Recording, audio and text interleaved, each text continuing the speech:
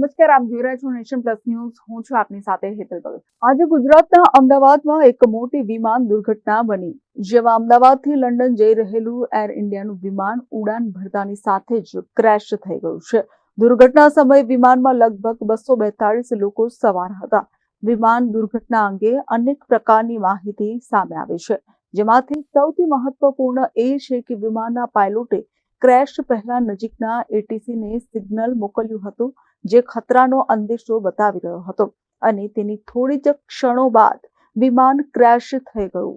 સૌથી મહત્વની માહિતી જે આપવામાં આવી છે એ છે કે આ વિમાને અમદાવાદ એરપોર્ટના રનવે 23 પરથી બપોરે 1:38 ઉડાન ભરી હતી.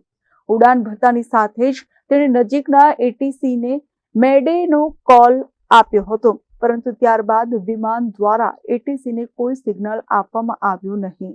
મહત્વની વાત તો એ છે કે 37 વર્ષે ફરી એ જ જગ્યાએ અમદાવાદમાં પ્લેન ક્રેશ થયું છે. 19 ઓક્ટોબર 1988માં અમદાવાદમાં ઇન્ડિયન એરલાઇન્સનું પ્લેન ક્રેશ થયું હતું. અમદાવાદના વેપારી સહિત માત્ર 2 જ જણા આ દુર્ઘટનામાં બચ્યા હતા. ત્યારે અત્યારની દુર્ઘટનામાં અમદાવાદ પ્લેન ક્રેશમાં ભડતું થયેલા મૃતદેહો ટુકડામાં પહોંચ્યા છે, જેમાં મૃતદેહોની ઓળખ કરવી મુશ્કેલ બની ગઈ છે, જેને અંતર્ગત ડીએનએ ટેસ્ટ કરાવવો પડશે.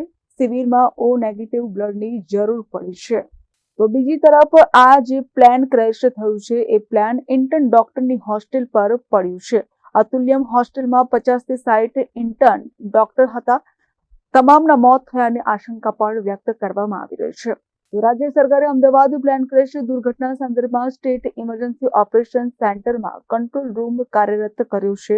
આ કંટ્રોલ રૂમના ફોન નંબર 07923251900 અને મોબાઈલ નંબર 9978405304 ઉપર સંબંધિતો સંપર્ક કરી શકશે.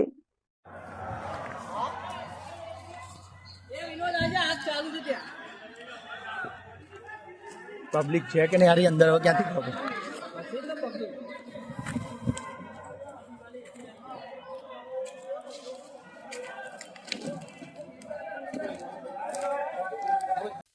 નેશન પ્લસ ન્યૂઝ સમાચારોના સતત અપડેટ મેળવવા માટે અમારી નેશન પ્લસ ન્યૂઝની યુટ્યુબ ચેનલને સબસ્ક્રાઇબ કરો, બેલ આઇકન દબાવો અને જોડાયેલા રહો ફેસબુક, ઇન્સ્ટાગ્રામ અને ટ્વિટર પર.